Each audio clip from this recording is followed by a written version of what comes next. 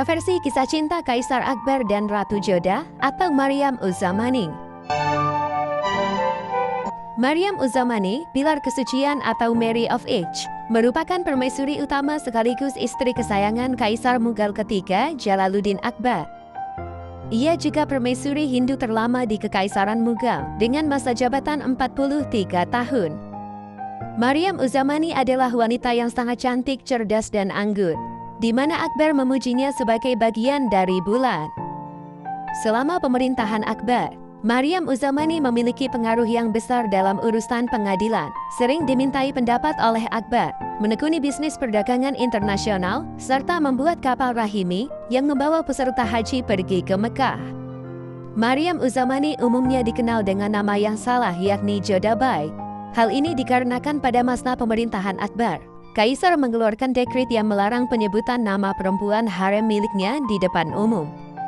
Ini karena penghormatan dan kesucian tinggi ditempatkan pada wanita Mughal, sehingga bahkan nama mereka tidak boleh diucapkan dengan keras. Sebaliknya, mereka harus dirujuk menggunakan julukan yang menunjukkan tempat lahir, negara, atau kota tempat mereka pertama kali dilihat dengan kasih sayang oleh Kaisar. Praktik ini dimaksudkan untuk menjaga privasi serta kehormatan para wanita ini yang dianggap sebagai anggota penting rumah tangga kerajaan. Sehingga Maryam Uz-Zamani disebut sebagai Putri Raja Barmal atau saudara perempuan Raja Bakwandas. Nama terkenalnya di zaman modern adalah Jodabai, di mana nama ini pertama kali digunakan untuk merujuk Maryam Uz-Zamani dalam Annals and Antiquities of Rajasthan karya James Todd, sebuah sejarah kolonialis yang ditulis pada awal abad ke-19. Penamaan ini tampaknya merupakan kesalahan, karena itu menyiratkan hubungan dengan keluarga kerajaan Jodhpur, bukan dengan Amer. Sebaliknya, diasumsikan jika Jodabai atau Jodbai sebenarnya mengacu pada istri Jahangir, yakni Jagat Kusen Putri Raja Uday Singh dari Jodhpur. Tetapi untuk menghindari kesalahpahaman, kami akan merujuk Maryam Uz-Zamani sebagai Ratu Joda sesuai dengan nama populernya. Berikut adalah kontroversi kisah cinta Jalaluddin Akbar dan Ratu Joda dari Kekaisaran Mughal. Jodabai lahir pada tahun 1542 sebagai putri Raja Barmal dari Amer dan Rani Champavati. Nama lahirnya tidak diketahui, tetapi beberapa catatan sejarah mencatatnya sebagai Harkan Champavati, Jia Rani, Manmamati Bai, Harikabai, serta Shahi Begu. Pernikahan Akbar dan Joda adalah hasil dari konflik antara ayahnya dan saudara ipar Akbar, Sarifuddin Mirza Hakim dari Mewar. Raja Barmal telah menghadapi kekalahan di tangan Sarifuddin karena konfliknya dengan Sujamal, sehingga Barmal setuju untuk membayar denda, memberikan putranya Jagana, serta dua keponakannya sebagai sandera. Tetapi Sarifuddin masih tidak puas, serta ingin menghancurkannya. Raja Barmal akhirnya mendekati Akbar untuk meminta bantuan, dan Kaisar setuju untuk menengahi mereka dengan syarat penyerahan Raja Barmal dan saran agar putrinya diberikan pada Akbar untuk dinikahi. Karangan Akbar Nama mengutip jika Raja Barmal memperkenalkan putri sulungnya, yang dahinya memancarkan cahaya kesucian dan kecerdasan di antara para pelayan di pavilion yang mulia. Akbar kemudian menerima lamaran pernikahan putri Raja Barmal karena penglihatan ilahi yang ia miliki di Ajmer Sharif. Menurut penglihatannya, pernikahan Putri Amer akan memberikan dukungan kuat bagi Kekaisaran Mughal. Raja Barmal kemudian menikahkan putrinya yang lembut dan berkerudung dalam kesucian dengan Kaisar Akbar pada 6 Februari 1562. Raja Barmal memberikan mas kawin yang kaya pada putrinya, serta mengirim putranya Bakwandas dengan kontingen tentara Rajput untuk mengawal saudara perempuannya yang baru menikah ke Agra sesuai adat Hindu. Akbar tidak memaksa Joda untuk merubah agamanya, sehingga Joda memasuki harem sebagai seorang Hindu dan bukan Muslim. Sebuah kuil kecil yang indah dibangun di dalam 4 dinding, di mana Joda akan pergi ke sana setiap pagi untuk berdoa, sekaligus untuk menggarisbawahi identitasnya sebagai Rajput yang dibanggakan. Joda adalah pemuja Dewa Krishna, sehingga istananya di harem kekaisaran dihiasi dengan lukisan Dewa Krishna, permata, dan lukisan dinding. Akbar akan berpartisipasi dalam puja dan sesekali ikut dalam perayaan Hindu. Kerabat Amer tidak diperlakukan sebagai pengikut belaka, melainkan sekutu sejati, anggota keluarga. dan bahkan setara dengan para amir muslim terkemuka. Akbar memperhatikan ketidaksetujuan Jodha dan istri Hindunya yang lain, dan memutuskan berhenti makan daging sapi, karena sapi dianggap sebagai hewan suci dalam agama Hindu. Para istri Hindu Akbar bersikeras jika ia harus menahan diri dari makan bawang merah dan bawang putih, tidak memelihara janggut, dan menjauhkan diri dari pergaulan dengan orang-orang yang memelihara janggut. Untuk mendapatkan cinta dari istri-istri Hindunya, Akbar sama sekali tidak melakukan segala sesuatu yang membuat mereka membencinya. Harem Kekaisaran Akbar ditata ulang menjadi sebuah istana bernuansa Hindu, yang sangat kontras dengan citra Muslim pemerintahan Babur dan Humayun. Harbans Mukhya mengaitkan perubahan ini dengan meningkatnya pengaruh Rajput Ratu Jodha. Bahkan Akbar juga menarik kesejajaran antara ibadahnya dan pemujaan matahari Jodha yang menjadi lambang klan keluarganya untuk Dewa Surya atau matahari. Tentu saja, pengaruh Jodha dan istri Hindu Akbar yang lain sangat dibenci oleh kaum konservatif Muslim di istana. Terlebih lagi, ketika Akbar memerintahkan semua orang di istana untuk berdiri sejenak selama sholat maghrib karena para istri Hindunya akan menyalakan api suci di kuil. Akbar menghormati Jodha, begitu juga ibu susu Akbar sekaligus penasehat negara Maham Anga yang menjadi sangat menyukainya. Akbar sering berkonsultasi dengan Jodha tentang hal penting, di mana sang ratu yang berpikiran tinggi akan memberinya solusi di atas keberpihakan. Semenjak pernikahan mereka, keluarga Jodha segera menjadi bangsawan berpangkat tinggi di Istana Mughal. Dari total 37 Rajput dalam daftar Mansabdar Abul Fazl, 13 berasal dari klan Ame dan beberapa dari mereka naik ke posisi setinggi Pangeran Kekaisaran. Ayahnya Raja Barmal langsung diangkat menjadi komandan 5.000 unit kavaleri, pangkat tertinggi yang bisa dipegang oleh bangsawan di istana. Saudara laki-laki Jodha Bakwandas menjadi komandan 5.000 unit kavaleri, serta menyandang gelar kebanggaan Amirul Umro atau pemimpin bangsawan. Sementara putranya Mansingh I dinobatkan menjadi komandan 7.000 pasukan. Jodha segera menjadi permaisuri dari 3 permaisuri utama Akbar, yakni Ruqayyah Sultan Begum dan Salimah Sultan Begum. Ruqayyah merupakan putri tunggal dari paman pihak ayah, Pangeran Hindal Mirza dan Sultanam Begum.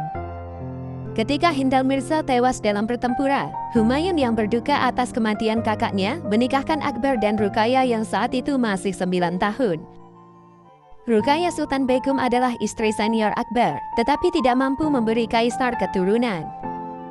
Permaisuri utamanya yang lain adalah Salimah Sultan Begum yang merupakan sepupu Akbar, sekaligus putri Nuruddin Muhammad Mirza dan Guruk Begum.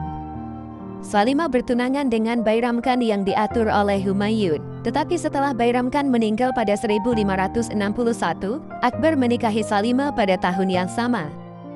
Salimah tidak bisa memberi Akbar keturunan, tetapi di masa depan ia menjadi ibu angkat dari putra kedua Akbar yakni Murad Mirza.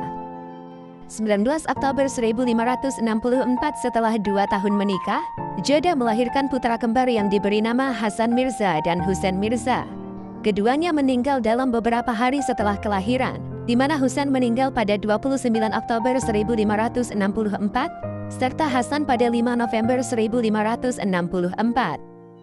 Akbar memberi Jodha gelar Wali Nimat Begum atau berkat Tuhan karena telah melahirkan anak kembarnya.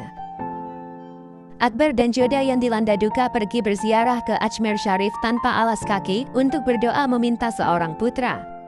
Tidak lama kemudian Jodha dinyatakan hamil dan Akbar mengirimnya tinggal di Istana Rang Mahal di Fatehpur Sikri. Suatu hari, bayi dalam kandungan Jodha tiba-tiba berhenti menendang di dalam rahim, di mana Akbar pada hari Jumat itu sedang berburu cita ketika masalah ini dilaporkan kepadanya.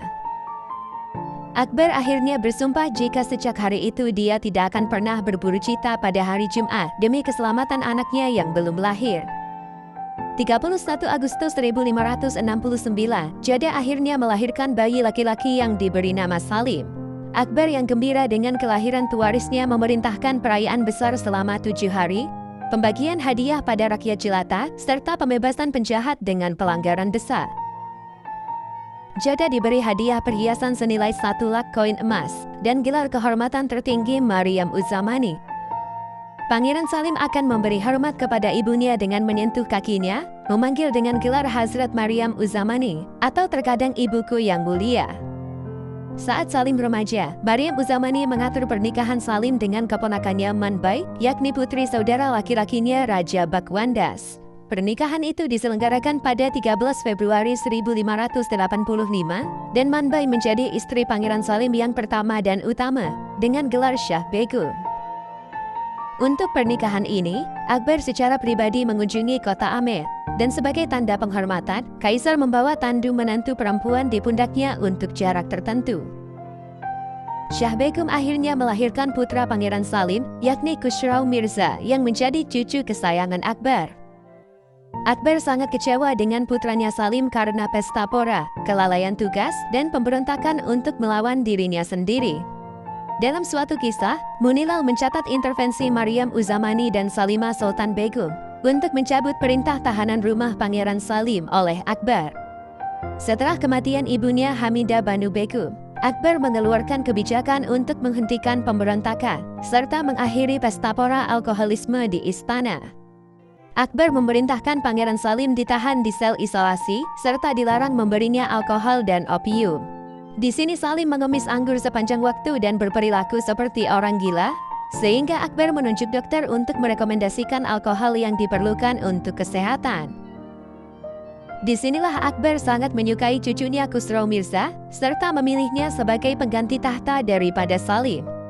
Kaisar Akbar akhirnya meninggal pada 27 Oktober 1605 di usia 63 tahun, akibat serangan disentri yang tidak pernah sembuh. Setelah kematian Akbar, posisi dan pengaruh Pangeran Khusrau Mirza di istana semakin melemah setelah ayahnya Salim naik tahta sebagai Jahangir I.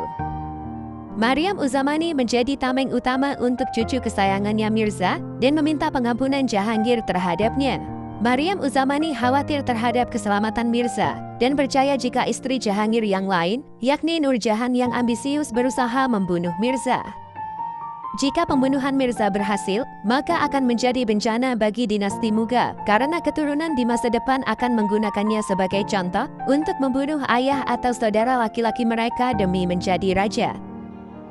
Demi mengalah pada permohonan ibunya, Jahangir mengampuni putranya Khusrau Mirza. Namun sejarah mencatat jika kekhawatiran Maryam Uzamani seperti ramalan yang terbukti, ketika anak-anak Shah Jahan yakni Aurangzeb dan Dara Shikoh justru berebut tahta yang berakhir dengan tewasnya Dara Shikoh.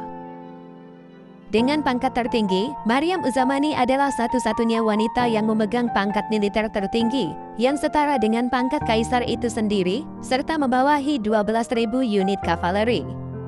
Ia memiliki hak untuk mengeluarkan dokumen dan dekret resmi atas namanya yang disebut farman atau mandat kedaulatan. Maryam Uzamani sangat tertarik pada perdagangan dan tercatat sebagai satu-satunya istri Akbar yang berwenang untuk perdagangan internasional. Selama masa pemerintahan Akbar dan Jahangir, Maryam Uzamani membangun kapal yang membawa peziarah ke kota suci Islam Mekah, menjalankan perdagangan sutra, rempah-rempah, serta mengawasi perdagangan dengan negara Teluk.